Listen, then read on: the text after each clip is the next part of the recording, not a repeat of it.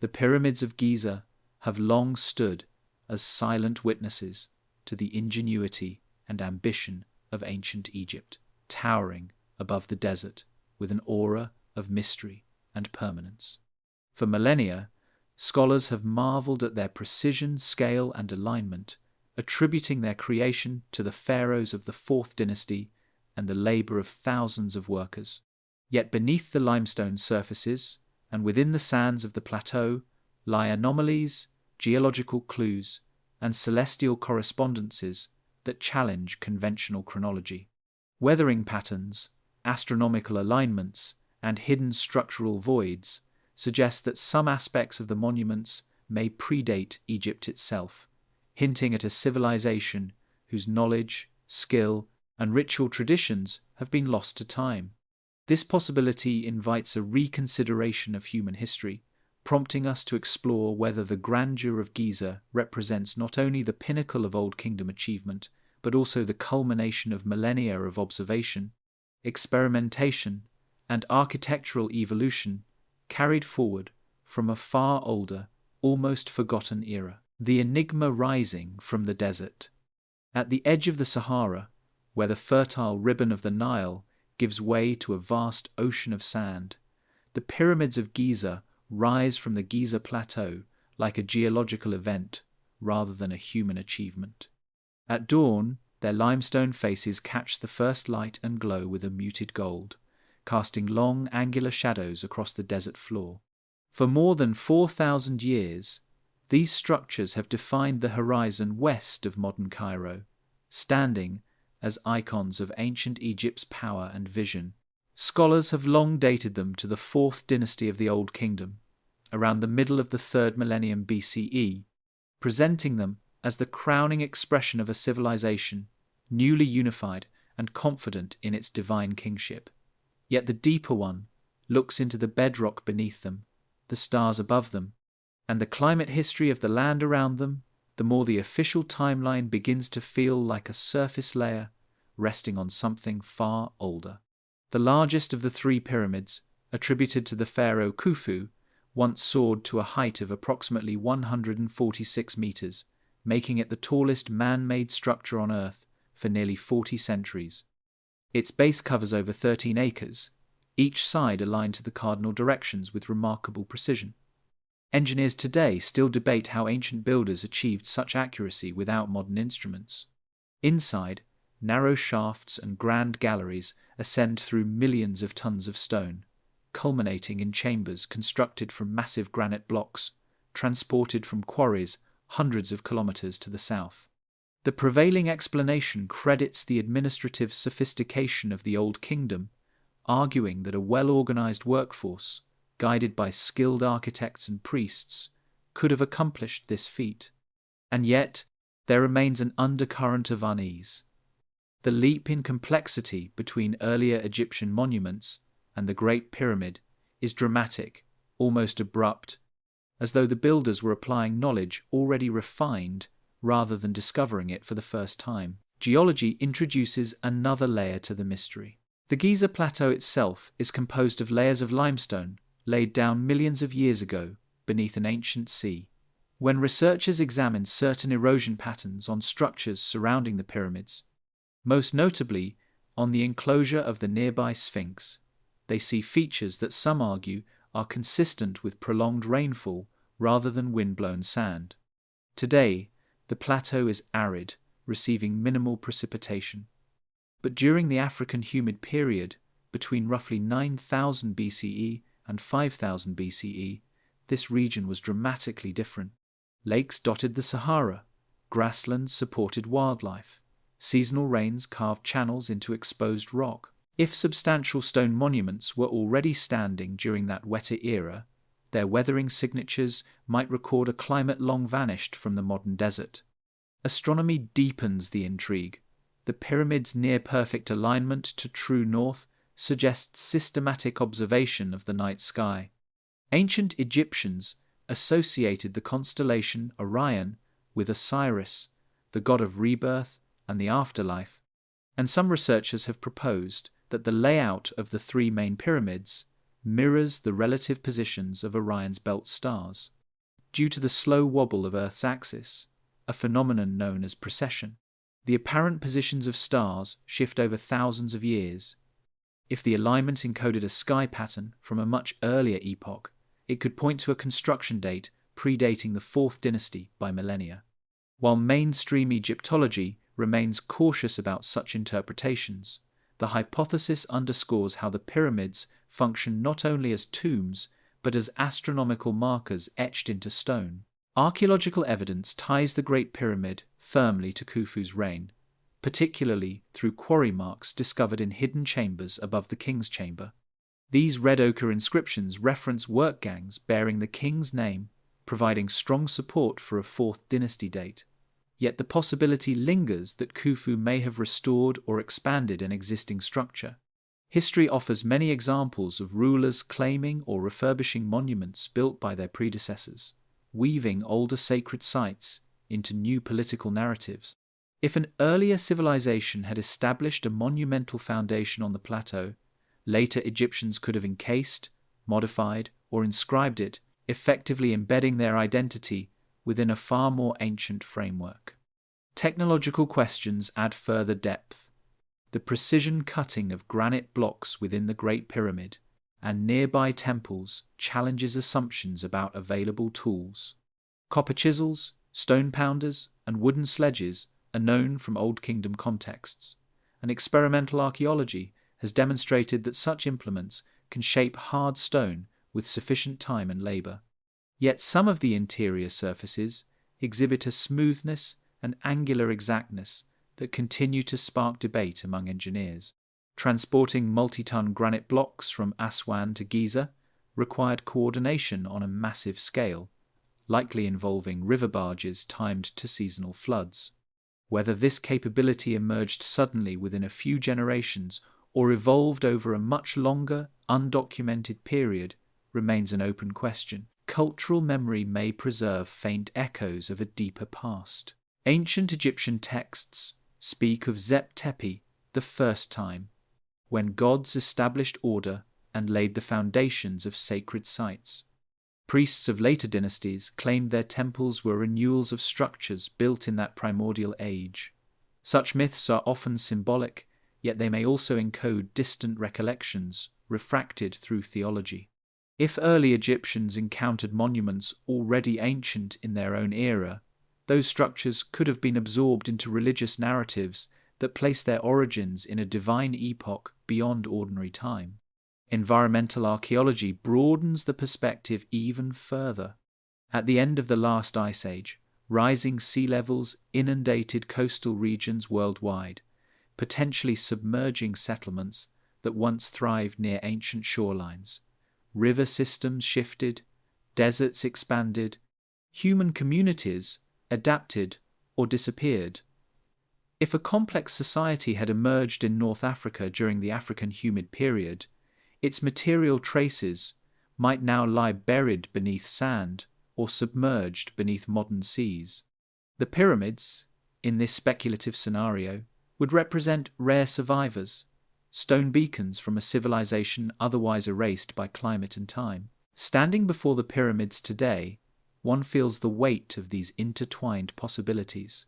The accepted chronology situates them confidently within Egypt's Old Kingdom, supported by inscriptions and archaeological context. Yet geology, astronomy, and climate science invite a broader lens, one that stretches human history further into the deep past. The Giza Plateau becomes more than an acropolis. It becomes a crossroads between known history and the shadowed epochs that preceded it.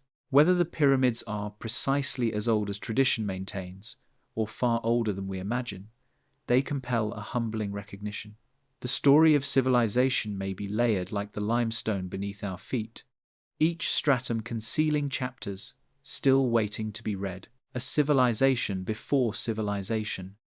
Long before the first dynasties rose along the Nile, before hieroglyphs were carved into temple walls, and before kings claimed descent from the gods, North Africa looked profoundly different.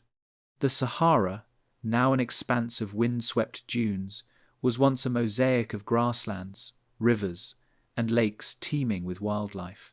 During the African humid period, which began around 9000 BCE, as the last ice age loosened its grip, monsoon systems pushed northward, transforming the region into a green corridor that supported hunter-gatherers, pastoralists, and early settled communities. Rock art scattered across the desert today depicts cattle, giraffes, and even swimmers, silent testimony to a time when rainfall shaped the land. If monumental structures were conceived in that era, they would have risen not in a barren desert, but in a thriving landscape capable of sustaining large populations.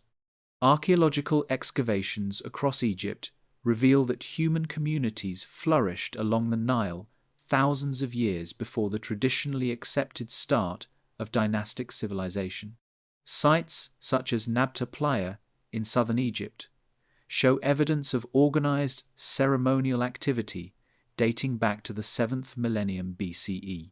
There, stone circles and alignment suggest that prehistoric peoples were already observing the heavens with intention and precision. Though far simpler than the monuments at Giza, these early constructions hint at a continuity of astronomical awareness stretching deep into prehistory. The question arises naturally, could such knowledge have evolved gradually into something far more ambitious, leaving behind monuments whose scale dwarfs the remains of their creators' settlements? Mainstream Egyptology charts a steady cultural progression from Neolithic farming communities to the unification of Upper and Lower Egypt around 3100 BCE, often associated with the ruler Nama. Over the next few centuries, administrative systems matured, religious ideology coalesced, and architectural experimentation advanced from mastabas to the step pyramid of Djoser at Saqqara. By the time the Fourth Dynasty emerged, the argument goes Egypt was prepared for monumental ambition on an unprecedented scale. Yet critics of this linear model point to what appears to be a sudden explosion of precision at Giza. The Great Pyramid seems less like a first attempt and more like the culmination of an already perfected tradition, as though it were inheriting design principles whose origins remain obscured. The plateau itself complicates the story. The Great Sphinx of Giza sits nearby, carved directly from the bedrock, its leonine body and human head facing the rising sun. Geologist Robert Schoch and others have argued that the erosion patterns on the Sphinx enclosure walls indicate long-term water exposure rather than solely wind-driven sand abrasion. If substantial rainfall sculpted those vertical fissures, then the carving of the Sphinx could date back to a wetter climatic phase, potentially before 5000 BCE. While this interpretation remains contested, it forces researchers to reconcile geological signatures with established historical timelines. If the Sphinx predates the Old Kingdom, might elements of the broader Giza complex share a similar antiquity? Astronomical modelling adds another dimension. The slow precession of Earth's axis alters the orientation of the sky over millennia.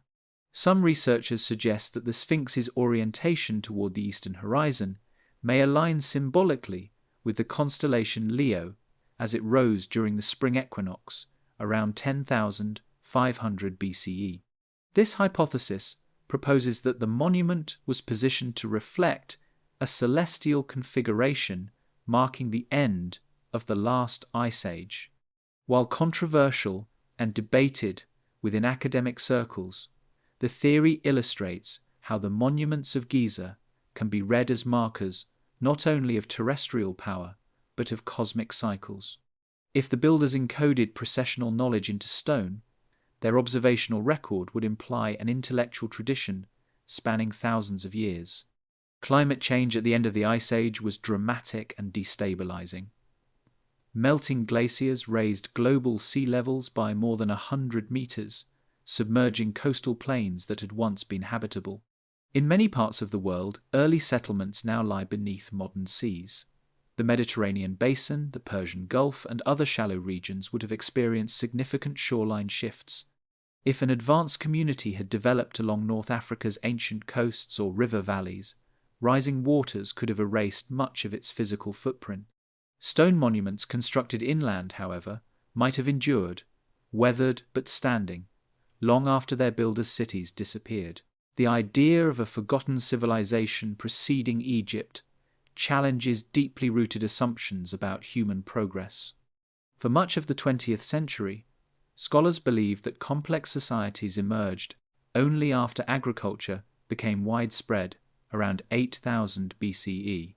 Yet discoveries such as Göbekli Tepe in modern Turkey have revealed monumental architecture dating to approximately 9600 BCE, constructed by communities that were not yet fully agricultural. These findings demonstrate that large-scale organization and symbolic construction can precede what was once considered necessary economic foundations. If such capabilities existed in Anatolia, they could have appeared elsewhere, including North Africa, during similarly transformative periods. Material evidence on the Giza Plateau continues to provoke inquiry. Some blocks within the Valley Temple associated with Khafre weigh over 100 tons and are fitted together with extraordinary precision. The sheer scale of these stones suggests engineering confidence and logistical coordination that exceed what one might expect from a civilization still refining its bureaucratic systems. If these techniques evolved gradually over millennia, the visible Fourth Dynasty monuments may represent only the visible crest of a much longer developmental arc. The absence of earlier large-scale ruins might reflect environmental burial beneath shifting sands or later quarrying and reuse. Reimagining the pyramids as relics of a civilization older than dynastic Egypt does not diminish the achievements of the pharaohs. Instead, it reframes them as inheritors of a legacy already ancient in their time. Perhaps the rulers of the Old Kingdom encountered enigmatic structures rising from a plateau whose original architects had vanished, and in claiming them, wove their own identity into an enduring mystery. Whether this scenario proves accurate or remains speculative, it underscores a central truth. The human story is more layered than once believed, and the sands of Egypt may conceal chapters that push the origins of civilization far beyond the boundaries of our current maps, stone, water, and the memory of climate. To understand whether the monuments at Giza could be older than dynastic Egypt, one must look beyond inscriptions and king lists and turn instead to the language of stone itself. Limestone, the primary material of the plateau, records environmental history in its fractures, erosion channels, and mineral composition.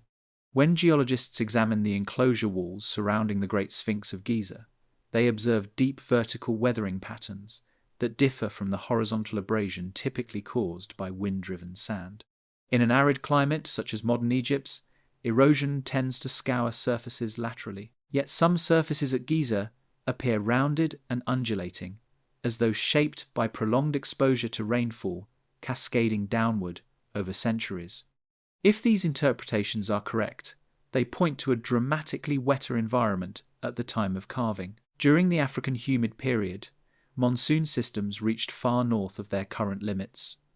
Geological surveys indicate that between roughly 9000 BCE and 5000 BCE, vast stretches of what is now desert were covered in vegetation and lakes. Fossilized river channels, identified through satellite imagery, reveal networks of waterways that once flowed across the Sahara.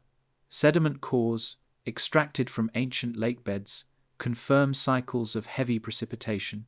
In such a climate, exposed limestone monuments would have endured repeated seasonal downpours. The erosion signatures left behind could persist long after the rains ceased and the land returned to desert. If the Sphinx enclosure bears these marks, it suggests that its exposure began before the hyper-arid conditions of the Old Kingdom fully took hold. Critics of the early dating hypothesis argue that groundwater seepage or localized conditions could account for the observed weathering without requiring a prehistoric construction date. They note that the plateau contains fissures and softer limestone layers that might erode unevenly. Mainstream Egyptologists emphasize that archaeological context ties the Sphinx to the Fourth Dynasty, particularly to the reign of Khafre. Yet the debate remains unresolved in certain scientific circles. What makes the discussion compelling is not merely the age of one statue, but the possibility that the broader Giza complex may preserve evidence of climatic phases that predate dynastic chronology. Hydrology offers additional clues. Beneath the plateau, natural cavities and subsurface channels have been detected through ground-penetrating radar and seismic surveys. Some researchers speculate that ancient builders may have been aware of these features, perhaps incorporating them into symbolic or structural planning. In a wetter epoch, fluctuating groundwater levels could have influenced construction decisions. The interplay between bedrock stability and seasonal rains might have shaped how early architects positioned foundation. If the pyramids' cores rest upon modified natural outcrops shaped during a humid period, their earlier stages could conceivably extend back further than traditionally assumed. The concept of deep antiquity gains context when one considers humanity's resilience and adaptability during the transition from the last ice age. As glaciers retreated and sea levels rose, communities across the globe faced environmental upheaval. Some migrated inland, others vanished beneath advancing waters. Along the Nile, fluctuating flood regimes would have altered settlement patterns. Archaeological sites predating 4000 BCE are often fragmentary, consisting of pottery shards, burial pits, and small-scale structures. Monumental stone architecture from this era is rare, but absence of evidence is not evidence of absence. Stone endures, mud brick and wood decay. If a pre-dynastic society built selectively in stone, those remnants might stand alone amid otherwise erased landscapes. One cannot ignore the engineering audacity of the Great Pyramid itself. The Great Pyramid of Giza is composed of an estimated 2.3 million blocks, many weighing several tons. Its internal chambers are capped by massive granite beams, arranged to relieve structural pressure. The precision of its casing stones, once polished to reflect sunlight, would have given the monument a luminous appearance visible for miles. Such sophistication implies not only technical knowledge, but also an accumulated tradition of experimentation. Civilizations rarely achieve architectural perfection on their first attempt. If the Fourth Dynasty inherited a corpus of knowledge from earlier generations, those antecedents might extend further back than the surviving archaeological record reveals. Climate modeling underscores how rapidly environments can transform. By around 5000 BCE, the African humid period began to wane. Monsoon patterns shifted southward, lakes dried, and desertification accelerated. Communities once spread across the Sahara gradually clustered along the Nile's dependable waters. Cultural memory of greener times may have persisted in myths of a primordial age of abundance. Egyptian cosmology speaks of Nun, the primeval waters from which creation emerged. Such symbolism could reflect ancestral recollections of landscapes shaped by water rather than sand. If monumental architecture arose during that transitional era, it would have stood witness to one of the most profound environmental changes in human history. The erosion debate at Giza therefore becomes more than a technical argument. It becomes a lens through which to examine humanity's deep past.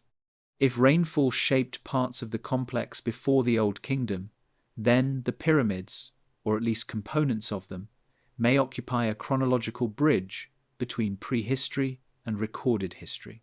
This bridge would connect the world of hunter-gatherers and early pastoralists to the centralized state of pharaonic Egypt. It would imply continuity where we once assumed rupture, inheritance where we once saw sudden innovation. Walking across the plateau today, with Cairo's skyline visible in the distance, it is difficult to imagine the lush savannas that once stretched across North Africa. Yet the stone underfoot may remember.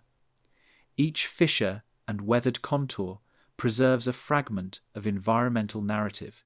Whether those marks testify to a monument older than Egypt itself remains contested, but the possibility compels deeper inquiry.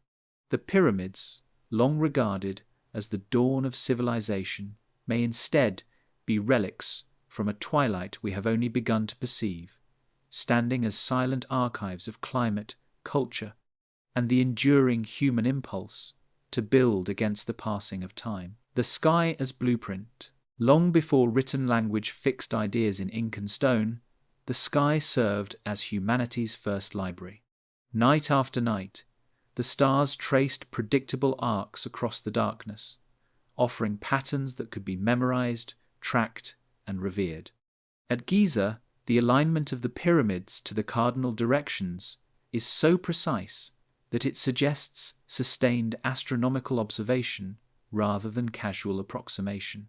The sides of the Great Pyramid of Giza deviate from true north by only a tiny fraction of a degree, an accuracy that modern surveyors still admire. Achieving this alignment without magnetic compasses would have required careful tracking of circumpolar stars, those that never set below the horizon, and a deep understanding of their motion across seasons and years. Such knowledge implies continuity of observation, possibly extending across generations. In ancient Egyptian belief, the circumpolar stars were known as the imperishables, celestial bodies that never disappeared beneath the horizon and thus symbolized eternity. The shafts within the Great Pyramid, once thought to be ventilation channels, appear to align with specific stars as they would have appeared in the sky around the mid-3rd millennium BCE. Some researchers argue that one shaft pointed toward the belt stars of Orion associated with Osiris, while another aligned with stars in the constellation Draco. If these alignments were intentional, they reveal a cosmology embedded directly into architecture. Yet precession complicates the matter. Because Earth's axis slowly wobbles over a cycle of roughly 26,000 years, the positions of stars relative to the true north shift gradually. Alignments that match the sky of 2500 BCE would not match the sky of 10,000 BCE. This raises a crucial question.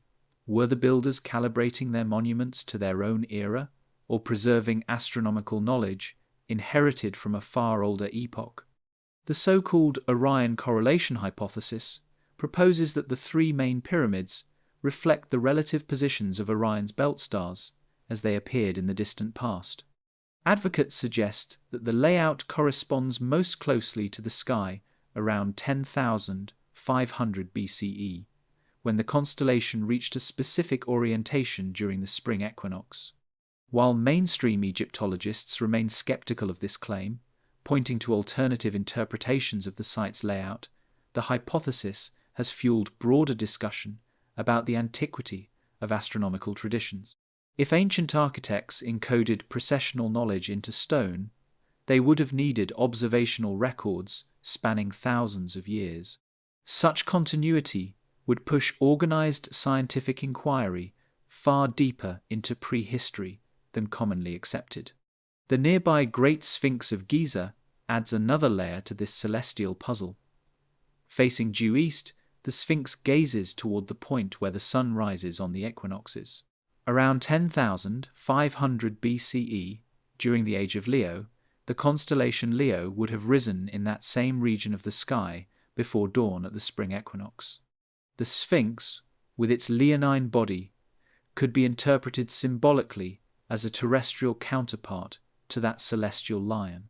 Critics argue that such connections rely on retrofitting symbolism to match astronomical data, yet the interplay between monument orientation and stellar cycles continues to captivate researchers. Even if the Sphinx dates firmly to the Fourth Dynasty, its eastward gaze demonstrates an intentional dialogue between architecture and horizon. Ancient cultures worldwide constructed monuments aligned to solstices, equinoxes, and prominent stars. Stonehenge in Britain, the temples of Mesoamerica, and megalithic sites across Europe testify to a shared human impulse to anchor sacred spaces to celestial rhythms. What sets Giza apart is the scale and precision of its alignment. The builders appear to have possessed not only symbolic reverence for the heavens, but also technical mastery in translating celestial observation into massive stone geometry. If this knowledge emerged gradually, it may have roots in earlier observational traditions carried forward through oral transmission long before writing stabilized them. The Nile itself functioned as a cosmic axis in Egyptian thought, mirroring the Milky Way in the night sky. Seasonal flooding, tied to the heliacal rising of the star Sirius, regulated agriculture and reinforced the connection between heaven and earth. Tracking Sirius required consistent observation over decades. The integration of stellar cycles into agricultural planning demonstrates that Egyptian society valued precise astronomical timing. Whether this expertise developed entirely within the Old Kingdom or was inherited from older Saharan cultures remains open to debate. Rock art in the desert sometimes includes star-like motifs, hinting at prehistoric sky, watching long before pyramids pierced the horizon. If we imagine a community living during the African humid period, under skies less obscured by dust and pollution, we can picture generations mapping the stars as seasonal guides. Over centuries, patterns would have been recognized, anomalies noted, and long cycles, such as precession, gradually perceived. Encoding such observations into monumental architecture would serve as both a scientific record and a sacred statement, preserving knowledge against the erosion of memory. The pyramids, in this scenario, become not only tombs or royal monuments, but instruments of timekeeping, calibrated to cosmic mechanics far larger than any single dynasty. Skepticism remains essential. Extraordinary claims require extraordinary evidence, and the astronomical hypotheses surrounding Giza continue to provoke rigorous scrutiny. Alignments can sometimes occur by coincidence, and symbolic interpretations may exceed what the builders intended. Yet, even within conservative frameworks, the precision of Giza's orientation demands explanation. Whether dating to 2000, 500 BCE, or far earlier, the pyramids embody a level of astronomical sophistication that invites admiration and inquiry in equal measure. As night falls over the plateau today, the same stars emerge that guided ancient observers millennia ago. Orion rises above the desert horizon. The circumpolar stars wheel silently around the pole. The pyramids stand fixed beneath them, stone translations of celestial motion. Whether they encode a sky from the Old Kingdom or from a forgotten age before Egypt, they remind us that human beings have long sought permanence by aligning themselves with the cosmos. In their angles and shafts, in their unwavering orientation to true north, the monuments of Giza preserve a dialogue between earth and sky, a dialogue that may reach further back in time than our histories have yet dared to imagine. Engineering beyond its time, measured against the tools and technologies conventionally attributed to the Old Kingdom, the scale and refinement of the Giza complex continue to provoke careful re-examination. The Great Pyramid of Giza is not merely large, it is executed with a level of geometric discipline that suggests advanced planning, standardized measurement systems, and remarkable quality control. The base of the pyramid is level to within a few centimeters across more than 200 meters per side. Its corners form nearly perfect right angles. Surveyors today achieve similar results using laser equipment and digital instruments, yet the builders of Giza relied on sightlines, plumb bobs, leveling trenches filled with water, and patient iteration. Such precision implies a culture already deeply fluent in applied mathematics and large-scale project management. Inside the pyramid, the ascending Grand Gallery rises with corbelled walls that distribute weight away from the central passage. Above the king's chamber, massive granite beams are stacked in a series of relieving chambers designed to prevent structural collapse. These blocks, some weighing as much as 70 tons, were quarried near Aswan and transported hundreds of kilometers along the Nile, before being hauled up the plateau. The logistics of such an operation required not only manpower, but also coordination of seasonal flooding, labor scheduling, and resource allocation. If this capability appeared suddenly during the Fourth Dynasty, it would represent one of the most rapid technological leaps in ancient history. If instead it evolved gradually over centuries or millennia, then earlier phases of experimentation may lie buried beneath later construction or lost to erosion. The Valley Temple, associated with the pyramid complex of Khafre, contains megalithic limestone and granite blocks fitted together with striking accuracy. Joints between stones are so tight that even today it is difficult to insert a thin blade between them. The surfaces are flat to a degree that suggests careful finishing, and some interior granite elements display smoothness that has fueled debate about the tools employed. Copper chisels are known from the period, as are dolerite pounding stones capable of shaping harder rock. Experimental archaeologists have demonstrated that granite can indeed be worked using such tools, given sufficient time and labor. Yet the consistency of finish across multiple structures implies a systematic methodology rather than isolated craftsmanship. Consider also the casing stones that once covered the exterior of the Great Pyramid.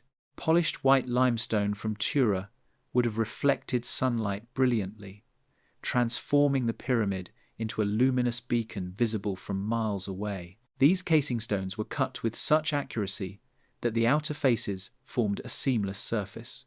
Most were removed during later centuries for use in Cairo's buildings, yet a few remain near the base, revealing the extraordinary finish achieved. Producing and installing these stones required not only precision cutting, but also alignment across an immense surface area. The builders were not merely stacking blocks. They were shaping a geometric statement on a monumental scale. If the pyramids were millennia older than Egypt itself, one might expect to find traces of construction techniques inconsistent with Old Kingdom practices. Thus far, archaeological evidence ties the workforce to the Fourth Dynasty, including workers' villages, bakeries, and tools discovered near the plateau. These findings strongly support the conventional timeline, yet it remains conceivable that earlier core structures were modified or expanded during this period. A civilization encountering pre-existing stone foundations might have quarried additional blocks, added casing layers, and inscribed royal names, integrating older architecture into a new political narrative. History offers parallels in other regions where successive cultures built upon sacred sites inherited from their predecessors. Engineering analysis also raises questions about internal voids and anomalies detected through modern scanning technologies. Muon tomography conducted in recent years has revealed previously unknown cavities within the Great Pyramid. While their purpose remains uncertain, their existence underscores how much of the monument's internal design is still not fully understood. Each new discovery complicates the picture, reminding researchers that even after centuries of study, Giza retains secrets within its stone mass. If deeper cores exist beneath known chambers, their composition and construction style could one day provide crucial evidence about the monument's earliest phases. Large-scale stone construction appears in other parts of the ancient world, sometimes earlier than once believed. Megalithic sites in Europe and Anatolia demonstrate that prehistoric communities possessed organizational abilities capable of moving and erecting massive stones. Such examples challenge the assumption that advanced engineering emerged only alongside literate states. If organized labor and astronomical knowledge were present in multiple regions during the early Holocene, then North Africa may have hosted similar developments. The absence of surviving cities from that era does not negate the possibility of monumental experimentation. One must also consider the psychology of monument building. Structures on the scale of Giza are statements of permanence. They assert continuity across generations and defy the erosion of time. a society facing climatic instability at the end of the last ice age might have sought to anchor its worldview in enduring stone. Massive monuments could serve as both ritual centers and repositories of knowledge, preserving astronomical alignments and cosmological symbolism long after environmental shifts altered daily life. If such motivations existed in a pre-dynastic context, they would help explain why a culture might invest enormous effort into construction, even without the bureaucratic machinery of a later state. Whether attributed solely to the Fourth Dynasty or to a deeper ancestral lineage, the engineering of Giza remains extraordinary. The precision, scale, and durability of the pyramids challenge modern observers to reconsider assumptions about early human capability. If the accepted chronology holds, then Old Kingdom Egypt achieved a pinnacle of architectural mastery with remarkable speed. If an older foundation lies hidden within the plateau, then the story of engineering brilliance stretches further back than written history records.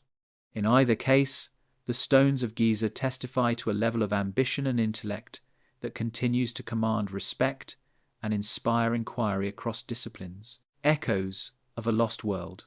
To imagine the pyramids as survivors from a civilization older than Egypt itself is to step into a world reshaped by ice, water, and time.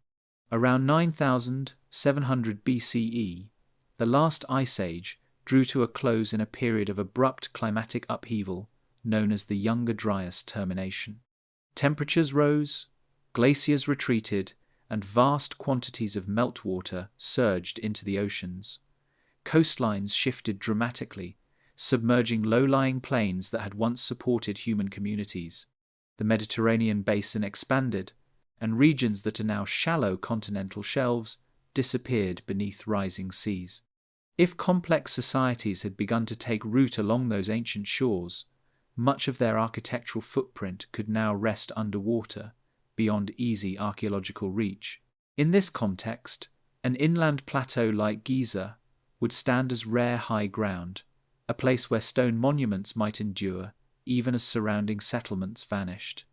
Across the globe, archaeological discoveries have begun to push back the timeline of organized construction. At Göbekli Tepe, in southeastern Turkey, massive T-shaped pillars carved with animal reliefs date to the 10th millennium BCE, challenging long-held assumptions that monumental architecture required fully developed agricultural states. The site suggests that coordinated labor, symbolic sophistication, and ritual complexity existed among communities previously labeled as simple hunter-gatherers.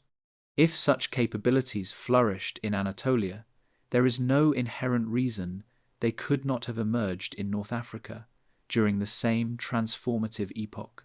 The African humid period provided abundant water, fertile land, and migratory corridors that could have supported sizable populations with the social cohesion necessary for ambitious building projects. Within Egypt itself, prehistoric sites scattered across the Western Desert reveal stone tools, hearths, and ceremonial alignments that predate dynastic history by thousands of years. Nabta Playa, located far south of Giza, features stone circles and megalithic arrangements that some researchers interpret as early astronomical markers. Though modest compared to the pyramids, these constructions demonstrate that communities in northeastern Africa were experimenting with stone architecture and celestial observation long before the rise of the pharaohs. If knowledge accumulated gradually across generations, it is conceivable that later Egyptians inherited fragments of a much older intellectual tradition whose most dramatic expressions may once have included structures now lost to erosion or burial. The psychological impact of climatic collapse must also be considered. As rainfall patterns shifted and the Sahara began its long desiccation after 5000 BCE, communities were forced to migrate toward the Nile Valley. Oral traditions may have carried memories of greener times, of ancestral lands now swallowed by desert. In such circumstances, monumental architecture could serve as an anchor to identity, a tangible link to a fading world. The construction of massive stone edifices might reflect an attempt to preserve cosmological order amid environmental uncertainty. If the earliest phases of Giza were conceived during this transitional era, their builders would have been responding not only to religious impulses, but also to the existential reality of a changing climate. Mythology sometimes preserves distorted reflections of deep time events. Ancient Egyptian texts speak of Zep-Tepi the first time, when divine beings established the foundations of sacred places. Later, priests describe temples as renewals of structures laid down in that primordial age. While such accounts are theological rather than historical in a modern sense, they reveal an awareness that sacred knowledge was inherited from an earlier epoch. If monumental sites like Giza were already ancient during the Old Kingdom, their origins may have been attributed to gods precisely because human memory could no longer trace their beginnings. The tendency to mythologize forgotten builders is a recurring pattern across cultures worldwide. Geological surveys of the Giza Plateau show that the pyramids rest upon carefully prepared bedrock, in some areas carved down to create a level foundation. If earlier structures existed on the site, later builders might have incorporated or modified them during expansion. Stone blocks can be reused, recut, and reoriented, obscuring the chronology of initial construction. The absence of clear stratigraphic layers, separating potential prehistoric phases from Old Kingdom additions, complicates efforts to distinguish between original cores and later embellishments. Yet the possibility remains that beneath the visible architecture lies a deeper layer, whose date has yet to be conclusively established. Technological continuity also merits attention. The precision observed in Old Kingdom monuments suggests that knowledge was transmitted effectively across generations. For such transmission to occur, there must have been stable educational or apprenticeship systems in place. If those systems had roots in pre-dynastic communities, their intellectual heritage may extend beyond the boundaries of written records. Writing in Egypt did not appear until shortly before 3100 BCE, leaving earlier centuries undocumented except through material remains. Any sophisticated achievements prior to that threshold would lack textual explanation, surviving only in stone and soil. The notion of a lost civilization does not require imagining advanced machinery or anachronistic technologies. Complexity can arise in many forms. A society capable of coordinating thousands of laborers, tracking long astronomical cycles, and shaping megalithic stone with patience and skill would qualify as advanced within its ecological context. Such a culture might leave behind only a handful of monumental structures, while its settlements, built of perishable materials, dissolve into obscurity. Over thousands of years, wind and sand could erase all but the most durable traces, leaving later civilizations to puzzle over enigmatic remnants. If the pyramids are indeed older than Egypt, they would represent a bridge between prehistory and recorded civilization, a surviving testament to human ingenuity at the dawn of the Holocene. Even if they remain firmly anchored to the Fourth Dynasty, the questions raised by geology, climate science, and comparative archaeology expand our understanding of what early societies were capable of achieving. The Giza Plateau stands not merely as a royal necropolis, but as a potential archive of humanity's deeper past, inviting researchers to probe beneath its surface and consider histories that stretch far beyond the boundaries of conventional chronologies. The archaeological record and its gaps. Archaeology is often imagined as a steady accumulation of facts, each excavation adding another brick to the edifice of history. In reality, the record is fragmented, shaped as much by what has vanished as by what survives. Along the Nile Valley, organic materials such as wood, reeds, and mud brick once formed the backbone of settlements. Over thousands of years, floods, reuse of materials, and simple decay erased much of this evidence. Stone endures where softer materials do not. This imbalance creates a distorted lens through which the past is viewed. When we encounter monuments like the Pyramids of Giza, their survival can give the impression of sudden emergence, as though civilization appeared fully formed in limestone. Yet the absence of earlier large-scale ruins does not necessarily mean the absence of earlier complexity. Excavations near Giza have uncovered workers' villages, bakeries, storage facilities, and tools that firmly connect the plateau to the Fourth Dynasty. These findings are significant and form the backbone of the mainstream case that the pyramids were constructed during the reigns of Khufu, Khafre, and Menkaure. Graffiti left by work crews inside the Great Pyramid, naming teams associated with Khufu, provide compelling chronological anchors. Such evidence cannot be dismissed lightly. It demonstrates that the Old Kingdom invested enormous resources in the site. The question posed by alternative chronologies is more nuanced.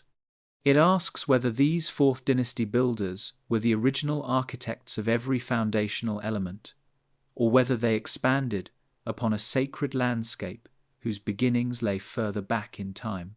Stratigraphy, the layering of soil and debris over centuries, is one of archaeology's primary tools for establishing chronology. At Giza, however, continuous human activity complicates the picture. Later, dynasties restored temples, quarried stones, and constructed additional monuments atop earlier remains. Wind-blown sand shifted across the plateau, burying and revealing structures repeatedly. Such dynamic conditions can blur the boundaries between phases of construction. If earlier foundations existed beneath the visible pyramids, later builders may have integrated them so thoroughly that distinguishing one era from another becomes exceedingly difficult without intrusive excavation, which is often restricted for preservation reasons. Radiocarbon dating provides another avenue for investigation, though it too has limitations. Organic materials such as charcoal, wood, or mortar can be tested to estimate age, but results depend on the context in which samples are found. Mortar used between pyramid stones has yielded dates generally consistent with the Old Kingdom, though some results show slight variations. These discrepancies can arise from contamination or the reuse of older materials. Radiocarbon data thus reinforce the mainstream timeline while leaving room for minor uncertainties. They do not yet provide definitive evidence for a construction date thousands of years earlier, but neither do they completely eliminate the possibility of earlier preparatory phases on the plateau. The broader prehistoric landscape of Egypt reveals long continuity of human occupation. Predynastic cultures such as the Badarian and Naqada traditions developed increasingly sophisticated pottery, burial practices, and trade networks between 4,400 BCE and 3,100 BCE. These cultures laid the groundwork for dynastic unification, yet even they emerged from earlier Neolithic communities whose material remains are sparse. If monumental architecture had been attempted during those earlier periods, evidence might now lie deeply buried or dismantled. The archaeological silence of certain epochs may reflect preservation bias rather than cultural absence. Comparative archaeology offers instructive parallels. In Mesoamerica, layers of successive temples were often built atop one another, with each generation encasing the previous structure within a new shell. At Teotihuacan and Tikal, archaeologists have discovered earlier phases hidden within later pyramids. If a similar process occurred at Giza, the visible Fourth Dynasty monuments could conceal older cores. Proving such a scenario would require non-destructive imaging or carefully controlled excavation capable of distinguishing construction techniques across layers. Modern technologies such as muon scanning have begun to reveal hidden cavities, suggesting that the pyramids still hold internal secrets awaiting interpretation. Skepticism remains essential in evaluating extraordinary claims. The archaeological method relies on reproducible evidence and careful contextual analysis. Proposals that push the pyramids back to 10,000 BCE or earlier must contend with the absence of unambiguous artifacts from that era directly tied to the structures. No tools, inscriptions, or habitation layers definitively dated to the early Holocene have yet been found in direct association with pyramid construction. This absence weighs heavily in scholarly debate. Yet it also highlights how much remains unexplored. Vast portions of the Sahara are still unexcavated, and new discoveries continue to reshape understandings of early human societies. The possibility that Giza preserves traces of a pre-Egyptian civilization challenges researchers to refine their methods and expand interdisciplinary collaboration. Geologists, astronomers, engineers, and archaeologists must work together to interpret the plateau's complex history. Each discipline brings its own tools and assumptions. Where one sees erosion, another sees symbolism. Where one sees coincidence, another sees design. Progress depends on rigorous testing rather than dismissal. The question of antiquity becomes a catalyst for deeper investigation rather than a conclusion in itself. The archaeological record at Giza is both robust and incomplete. It anchors the pyramids firmly within the Old Kingdom, while leaving certain anomalies open to interpretation. Whether those anomalies signal an earlier phase of construction or simply reflect the limits of current knowledge remains unresolved. The plateau stands as a reminder that history is reconstructed from fragments, and that even the most iconic monuments may conceal layers of time not yet fully understood. The Nile and the architecture of memory, the story of Giza, cannot be separated from the Nile. Flowing northward through the desert, the river has always been Egypt's lifeline, depositing fertile silt during annual floods and sustaining agriculture in an otherwise unforgiving landscape. Any civilization capable of erecting monuments on the scale of the Great Pyramid of Giza would have depended on mastery of this river system. Barges transporting limestone and granite likely rode seasonal inundations, turning the Nile into a logistical highway. Yet the river has not been static over millennia. Its channels have shifted, its floodplain expanded and contracted, and ancient harbours have silted up or disappeared entirely. If earlier phases of construction occurred along a different course of the Nile, traces of those activities may now lie buried beneath layers of sediment. Geoarchaeological studies suggest that during the early to mid-Holocene, Nile flood levels were influenced by intensified monsoon patterns associated with the African humid period. Higher water tables and broader floodplains could have facilitated movement of large stone blocks with relative ease compared to later, more constrained channels. Some researchers propose the existence of now vanished branches of the Nile that once flowed closer to the Giza Plateau, providing direct access to the construction site. If such waterways were active thousands of years before the Fourth Dynasty, they could have supported monumental building efforts in epochs that left little written trace. Harbour structures recently identified near Giza indicate that sophisticated river management existed during the Old Kingdom. Excavations have revealed basins and channels consistent with docking facilities. These discoveries reinforce the mainstream view that the pyramids were integrated into a carefully organized transportation network under pharaonic authority. Yet the same evidence invites further inquiry. If Fourth Dynasty engineers were capable of reshaping river access points, it is conceivable that earlier communities might have done so as well. Rivers are dynamic archives, concealing older shorelines beneath sediment and revealing them only through careful geological analysis. The Nile also functioned as a cultural artery, linking Upper and Lower Egypt long before political unification. Trade goods such as obsidian, copper, and exotic stones moved along its waters, connecting distant regions. If a pre-dynastic or even pre-agricultural society achieved sufficient cohesion, the river would have provided the means to mobilize labor and materials on a large scale. Monumental architecture does not arise in isolation. It depends on networks of exchange and communication.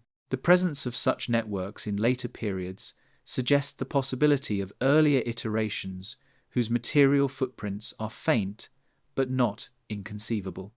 Ancient Egyptian cosmology imagined the Nile as a terrestrial reflection of the Milky Way, a celestial river flowing across the heavens. This symbolic mirroring underscores how deeply intertwined environment and belief were in shaping architecture. The pyramids were not random constructions, but components of a sacred landscape aligned with river, sun, and stars. If earlier cultures inhabited the Nile Valley during greener climatic phases, they too would have experienced this intimate relationship between sky and water. Their monuments, if any were built, would likely have been positioned with similar cosmological intent. Sediment cores extracted from Nile floodplains reveal layers corresponding to climatic fluctuations over thousands of years. Each stratum records periods of abundance or drought, offering clues about human settlement patterns. During wetter phases, populations may have dispersed more widely. During arid transitions, they likely clustered along stable water sources. If monumental construction coincided with a time of environmental stress, it might reflect an attempt to assert permanence amid uncertainty. The pyramids, towering above the floodplain, would have symbolized stability against the shifting rhythms of river and desert.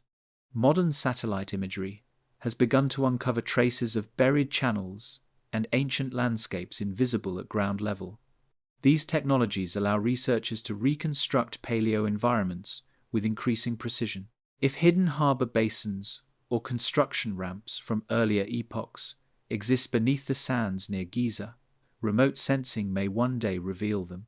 The integration of geological mapping with archaeological excavation holds the potential to clarify whether the plateau's monumental phase was singular or layered across time.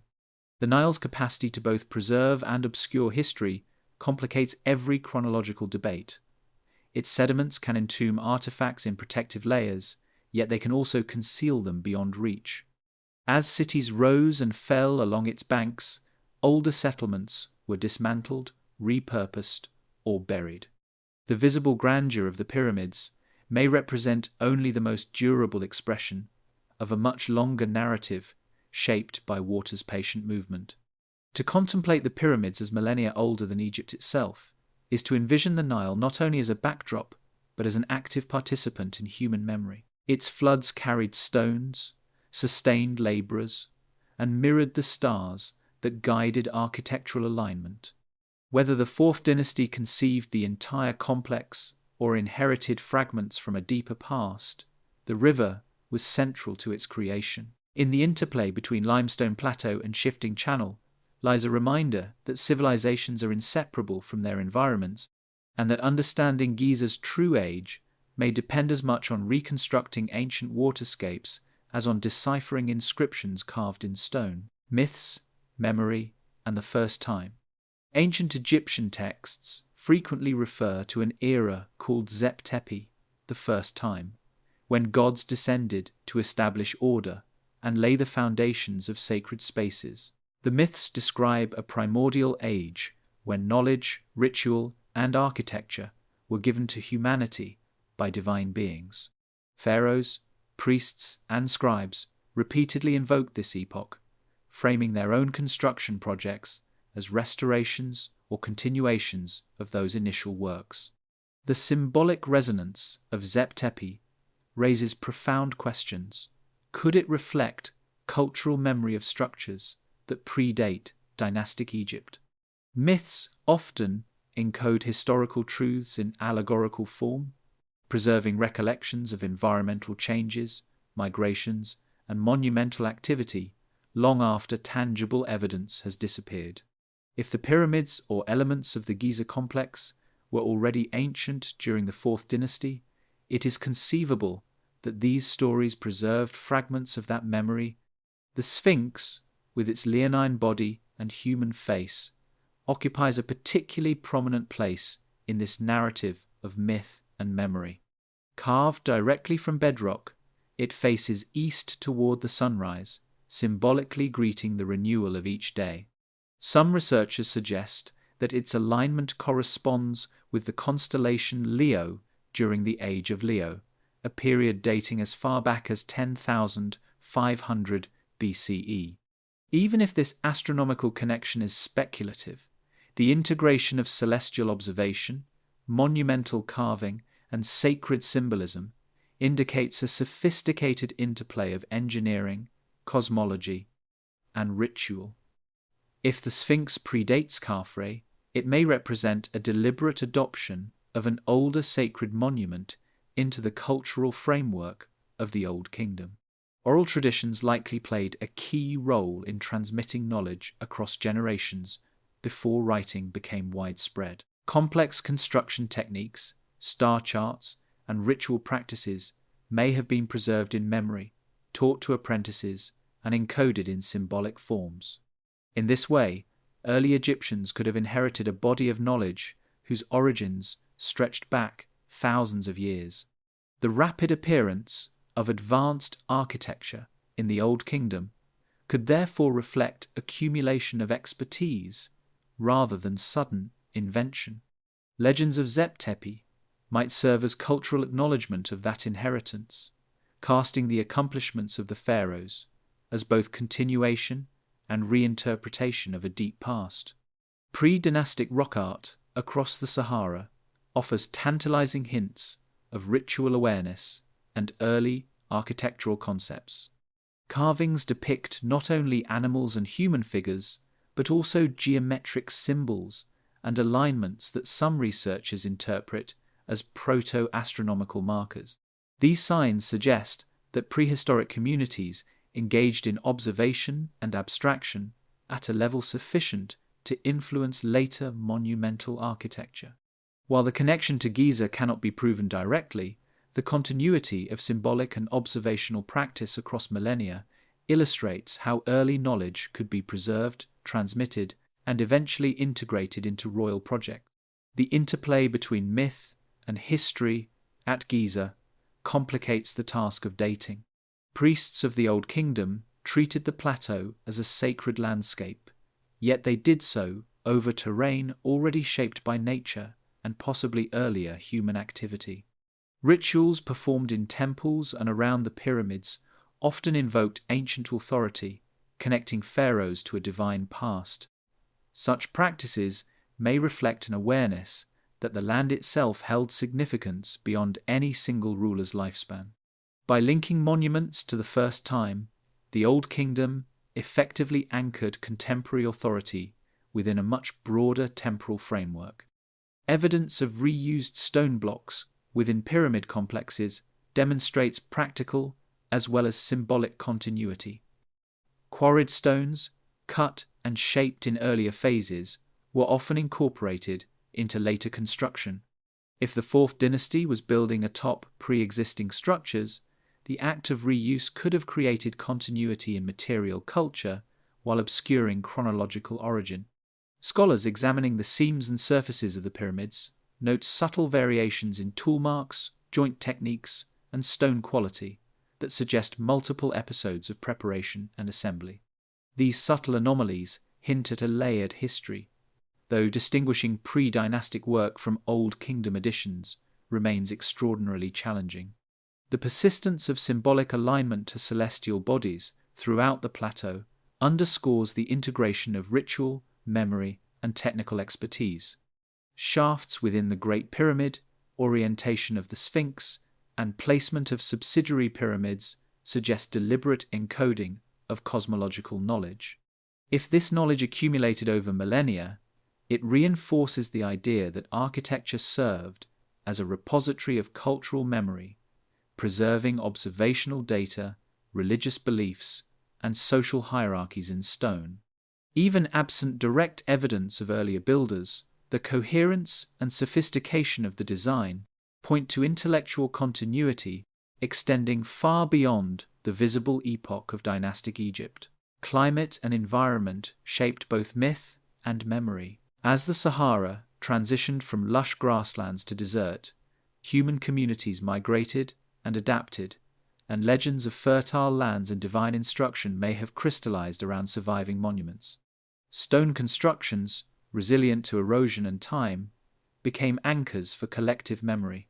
They communicated authority, cosmology, and tradition to generations who may have no direct knowledge of the original builders.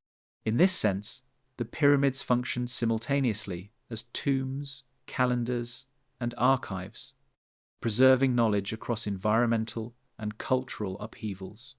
In contemplating Giza, as potentially older than Egypt itself, one recognizes the extraordinary layering of time preserved in stone. Myths of Zep-Tepi, celestial alignments, and evidence of water erosion combine to suggest a narrative that is both spiritual and material, symbolic and physical. Whether the plateau represents a single, monumental endeavor of the Old Kingdom, or a palimpsest of human ambition stretching back into the early Holocene, it speaks to the enduring impulse to understand, record, and assert presence in the world. Through myth and memory, through stone and alignment, the ancient builders, known and unknown, continue to shape how we perceive the dawn of civilization, lost knowledge, and the continuity of skill. One of the most striking aspects of the Giza Plateau is the sophistication of construction that appears almost fully realized at the outset of the Fourth Dynasty. The Great Pyramid, the Sphinx, and the surrounding complexes display mastery in geometry, logistics, and astronomy that seems to presuppose extensive prior experience. For a civilization to achieve such feats suddenly, without antecedents, would defy common patterns observed in human technological development. Civilizations typically progress incrementally, learning from smaller, simpler projects before scaling to monumental constructions. The sudden perfection observed at Giza suggests either unprecedented genius within a single generation or the inheritance of knowledge accumulated over a far longer span of time than surviving texts indicate. Experimental archaeology has demonstrated the difficulty of moving and placing the massive stones used in pyramid construction, even with modern understanding of levers, ramps, and manpower. Estimates suggest tens of thousands of workers, coordinated with precise timing to seasonal floods, would have been necessary to transport limestone and granite from quarries and position them with exacting accuracy. If this knowledge was built over generations, earlier societies may have experimented with smaller or simpler structures that have since disappeared, leaving only hints of their ingenuity behind. The plateau itself, with its perfectly leveled bedrock and subtle topographical modifications, may preserve traces of such long-lost architectural understanding hidden beneath the monumental achievements visible today. Engineering skill requires not only knowledge of materials, but also organizational sophistication. Constructing the pyramids required standardized units of measurement, well-developed surveying techniques, and social structures capable of mobilizing and sustaining labor. The cubit, an ancient unit of length, was employed with remarkable consistency, suggesting an established system of education and practice. If dynastic Egypt inherited this knowledge from an older civilization, the implications are profound. It would indicate that highly organized societies, capable of large-scale engineering, existed long before written records and pharaonic authority formalized them. Astronomical observation reinforces this picture of continuity. The alignment of pyramids, shafts, and temples with specific stars and solar phenomena implies a tradition of meticulous recording and calculation over generations. Observing the precession of the stars, tracking equinoxes, and aligning structures to cardinal points all require long-term observation, patience, and meticulous record-keeping. The precision of these alignments at Giza, coupled with geological evidence suggesting earlier rainfall and environmental conditions, hints that astronomical knowledge may have been preserved and transmitted across millennia, predating the dynastic timeline attributed to the Fourth Dynasty. The erosion patterns on the Sphinx add weight to the theory of earlier origins. Deep, vertical weathering consistent with prolonged exposure to water suggests the monument may have been carved during a wetter climate, long before the Old Kingdom's hyper-arid conditions. If the Sphinx predates Khafre, it is plausible that other elements of the Giza complex, perhaps foundational stones, terraces, or early pyramid cores, also originated in a prehistoric era. The plateau may be a layered record, with successive generations building over older constructions, repurposing stones, and integrating prior astronomical and engineering knowledge into new projects. Cultural continuity offers further evidence of lost knowledge. Myths such as Zep Tepi the First Time describe a primordial era in which divine beings established sacred architecture and imparted knowledge to humanity. While mythological in form, such stories could reflect the memory of structures and practices from much earlier societies, encoded into ritual and legend. The recurring emphasis on renewal, restoration, and alignment to cosmic cycles suggests an awareness that knowledge was ancient and worth preserving. Even if the physical evidence has eroded, these cultural motifs point to continuity in intellectual tradition. Comparative studies reinforce the plausibility of prehistoric expertise. Sites such as Göbekli Tepe, dating to the 10th millennium BCE, demonstrate that hunter-gatherer communities were capable of large-scale stone construction with symbolic complexity. Monumental architecture does not always require centralized states or written records. It can emerge from social cohesion, shared ritual practices, and deep observational knowledge. If similar communities existed along the Nile or within the African humid period landscapes, they could have laid the foundations, both physical and intellectual, for later Egyptian achievements, leaving Giza as a culminating point rather than an isolated inception. The reuse of stone and architectural continuity also suggests that knowledge could persist even when civilizations rise and fall. Quarrying, recutting, and repositioning older blocks allows successive generations to preserve both material and technique. Subtle differences in tooling marks, stone quality, and alignment may record layers of expertise from earlier builders embedded within structures visible today. Modern scanning and imaging technologies increasingly reveal cavities, anomalies, and construction phases within pyramids, hinting at a complex, multi-generational process that may extend far beyond the dynastic record. The Great Pyramid, the Sphinx, and the surrounding complex challenge assumptions about the origins of civilization. Whether their visible form is purely Old Kingdom innovation or the refinement of far older knowledge, they embody the cumulative efforts of human ingenuity, observation, and skill. The possibility that they are remnants of a civilization predating Egypt invites a reconsideration of the narrative of technological emergence, suggesting that the human story is deeper, more layered, and more sophisticated than the surviving written record alone can convey. Hidden patterns in stone. The more closely one examines the pyramids, the more subtle and deliberate patterns emerge, hinting at an intelligence applied across vast scales.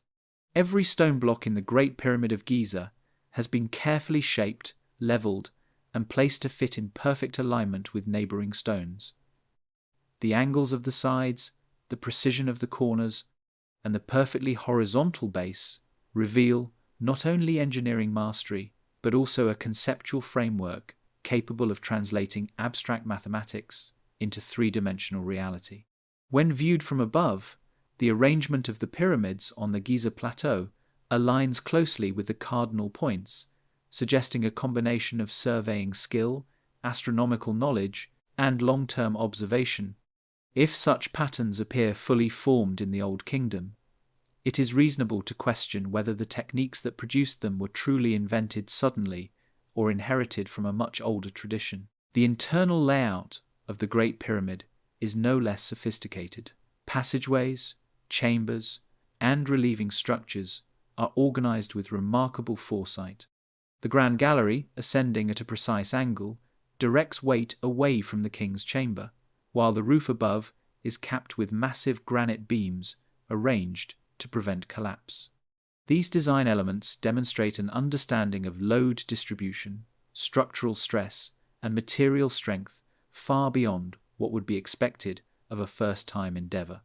A civilization encountering pre-existing knowledge or experimenting with earlier phases of construction could account for this level of refinement, suggesting that the plateau itself preserves traces of intellectual and technical accumulation that predates pharaonic records. Astronomical considerations deepen the intrigue. Shafts within the Great Pyramid appear to align with stars of symbolic significance. The southern shaft of the king's chamber points toward Orion's belt, associated with the god Osiris, while the northern shaft aligns with Thuban, a former pole star in Draco. Alignments to celestial bodies require precise observation over decades, if not centuries, to establish reference points and confirm repeatability. If such knowledge was built upon prior generations' careful observations, then the visible monuments may represent a continuation of a tradition extending far beyond the Old Kingdom. The stones themselves may encode information about the sky, serving as permanent records of cosmic patterns. Consider also the secondary pyramids and satellite structures. The three main pyramids at Giza are accompanied by smaller queen pyramids, boat pits, and mortuary temples. The layout exhibits geometric ratios and proportional relationships that imply careful planning. Some researchers suggest that the dimensions of the pyramids encode knowledge of pi or other mathematical constants, though such claims remain debated. Even if intentional mathematical encoding is speculative, the existence of complex proportional design in multiple structures reinforces the argument that the architects were operating from a sophisticated conceptual toolkit, likely refined over long periods of experimentation. Water management may also have played a role in construction, preservation, and symbolic expression. Seasonal flooding of the Nile enabled transport of massive stone blocks and sustained labor forces. Excavations reveal basins, channels, and quays near the pyramids, showing that engineers manipulated water with precision to facilitate logistical operations. If earlier societies had similarly understood hydrology and river dynamics, they could have laid the foundation for large-scale projects before the advent of dynastic administration.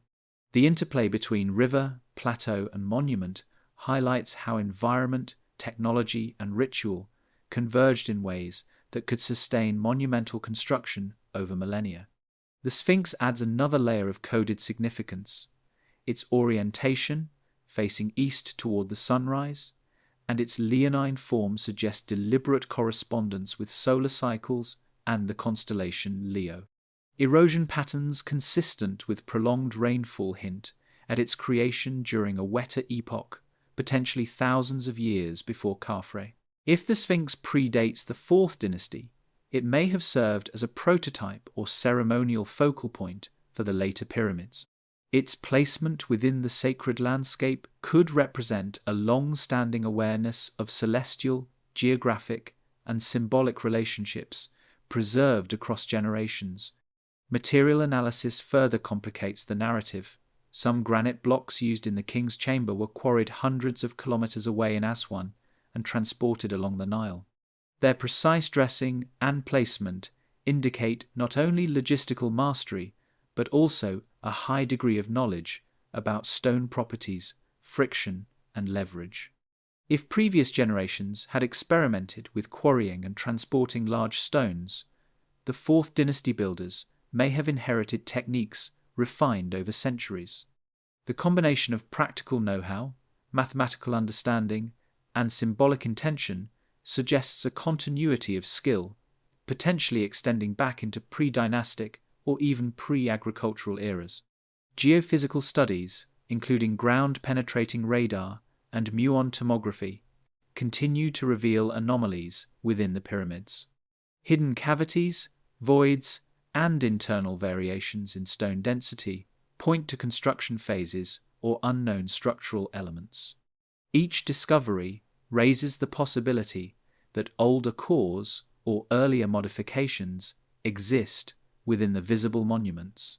These hidden spaces may preserve evidence of experiments, abandoned chambers, or even earlier phases of monumental planning. The plateau thus presents itself not merely as a static landscape, but as an active archive of human ingenuity across time. The cumulative evidence of geometric precision, astronomical alignment, complex internal structures, and environmental adaptation suggests a continuity of knowledge at Giza. Whether that continuity originates solely in the Fourth Dynasty or incorporates skills, observations, and traditions from a far older civilization remains uncertain. Yet the patterns in stone, orientation, and proportional design speak to a human intellect engaged in planning across scales, generations, and potentially millennia, leaving behind monuments that challenge conventional timelines and invite deeper exploration of humanity's distant past. Secrets buried beneath the sand. Beneath the visible grandeur of the pyramids lies a landscape still largely unexplored. The sands of the Giza Plateau shift with each passing season, sometimes concealing traces of roads, foundations, or earlier structures that may predate the Fourth Dynasty. Subsurface surveys using ground-penetrating radar, electrical resistivity, and muon tomography have begun to reveal anomalies, voids, chambers, and depressions that hint at a more complex architectural history than is apparent at the surface. Some of these features may represent secondary chambers or hidden passages within the pyramids themselves, while others could be remnants of pre-existing foundations, ceremonial platforms, or older monuments. The desert preserves fragments of the past, even as it obscures them, making the task of reconstruction both tantalizing and profoundly challenging. Archaeological excavations around Giza often encounter layers of sediment deposited over millennia, particularly in areas affected by Nile floods or wind-blown sand accumulation. These layers, when carefully analyzed, can reveal microfossils, pollen, or traces of human activity that predate the known pyramids. While organic materials are rare due to decomposition, the presence of specific sediments and erosion patterns can inform researchers about ancient climate, river courses, and human interaction with the environment. Vertical weathering on the Sphinx, for instance, appears inconsistent with the arid conditions of the Old Kingdom, pointing instead to prolonged rainfall. If confirmed, these geological indicators suggest that some structures or foundations may have existed in a much earlier, wetter era, preserving a record of both human activity and environmental history. Hidden infrastructure also raises questions about construction methodology. Evidence of quarrying ramps, stone transport paths, and foundation leveling techniques remains scattered and sometimes buried, leaving room for speculation. If earlier builders experimented with different approaches to moving and setting massive stones, those early trials may have been partially incorporated into later structures. Modern scans reveal voids and density differences within the pyramids that could indicate abandoned chambers or older cores, suggesting that what is visible today represents not a single construction episode but an accumulation of work over generations, possibly spanning centuries or millennia. Material analysis adds further intrigue. Limestone blocks vary in density, composition, and texture, suggesting that multiple quarries or phases of construction were employed. Some stones exhibit finishing marks inconsistent with known Old Kingdom tools, while others are aligned with techniques documented in later periods. The combination of stone types, precision finishing, and placement hints at a long history of experimentation, adaptation, and refinement. If pre-dynastic architects shaped initial blocks or carved early foundations, subsequent builders may have built upon and perfected their work, embedding layers of expertise within the same monuments. Buried ceremonial elements may also exist beyond the pyramids themselves. Satellite imagery and geophysical surveys hint at patterns of subsidiary structures, ritual pathways, and potential alignments that have yet to be fully excavated. Such features, if verified, could indicate an extended sacred landscape predating the Fourth Dynasty, where early communities established ritual centers or observation platforms. The presence of water management features, such as channels or basins, may also reflect an understanding of hydraulics developed in an earlier era to support monumental labor. These buried components, hidden beneath centuries of sand and silt, serve as silent witnesses to human ambition long before dynastic records were written. The act of burying, whether by natural sedimentation or human design, contributes to both preservation and mystery. Desert sands protect stone from erosion but also hide the nuances of architectural evolution. Foundations laid in earlier periods may lie intact beneath later construction, while paths, ramps, and terraces that guided workers have vanished or remain invisible. By studying these subtle traces, researchers may one day reconstruct a chronological sequence that reveals how knowledge, skill, and ritual practice evolved at Giza across millennia. The sand itself becomes an archive, encoding a narrative of trial, adaptation, and cultural memory. The potential presence of earlier structures also has implications for dating techniques. Radiocarbon dating of organic materials within mortar or associated sediments yields ranges consistent with Old Kingdom activity. But if reused materials were incorporated from older constructions, dates may reflect a mixture of epochs. Stratigraphic layers can be disturbed by subsequent construction or flooding, complicating attempts to separate primary from secondary deposits. Non-invasive imaging, coupled with careful excavation, remains the best path toward unraveling this chronological puzzle, offering glimpses into a hidden dimension of Giza's past. Environmental reconstruction further supports the plausibility of earlier activity. Paleoclimatic studies indicate that the Sahara experienced significant wet phases before the hyper-arid conditions of the dynastic era. River channels, ancient lake beds, and fossilized vegetation suggest that early human communities could have flourished in what is now desert, creating conditions suitable for experimentation with monumental stone construction. If humans attempted ambitious projects in these favorable climates, remnants of their work may survive only in the most durable stone, buried beneath later dynastic additions or hidden by shifting sands. The hidden landscape beneath Giza thus embodies both possibility and limitation. It preserves tantalizing hints of human ingenuity that may predate the pyramids, yet the evidence remains fragmentary and ambiguous. Whether these buried features are vestiges of pre-dynastic builders, early experiments incorporated into Fourth Dynasty structures, or anomalies resulting from geological processes, they underscore the plateau's complexity. Beneath the sands, the story of Giza continues to unfold, inviting careful study, interdisciplinary collaboration, and a willingness to consider that the origins of these monuments may extend far deeper into the human past than conventional history has yet acknowledged.